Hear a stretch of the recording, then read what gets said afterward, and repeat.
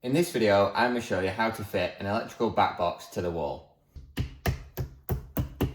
We've clipped our wires out of the way. The first thing you need to do is mark the location of your back box. So position your back box where you'd like it to go, and then you want to sit a little bolt level on top. Once you're happy it's level, you want to use a sharp pencil to mark out the holes. Remove your back box.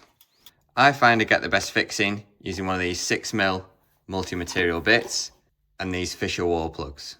They come on a hex shank so you can slot them into your impact driver. You want to drill out your holes you've marked to the depth of your plug.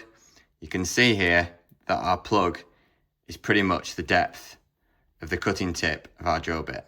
So the first thing we're going to do is we're going to place our multi-material bit on the hole we've marked.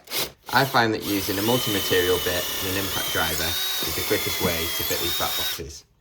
You can also use these bits in a standard cordless combi drill. Just make sure that you've got it set to hammer mode. Now we're going to use it in our cordless combi drill. You can see that both our drills do an equally good job. Now we're going to knock in our wall plugs. I have used other wall plugs before, but I find that these particular ones get the best hold. So we're just going to knock them in to the holes we've drilled.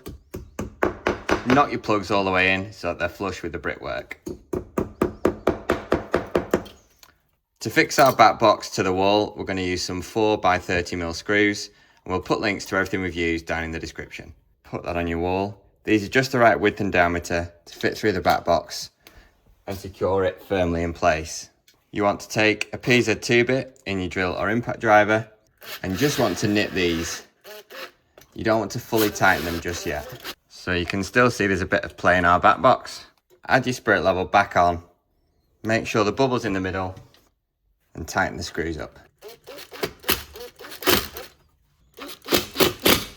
You can see there that we fitted our back box perfectly level. Check out the next video where we show you how to pull the wires into the back box and add your grommets.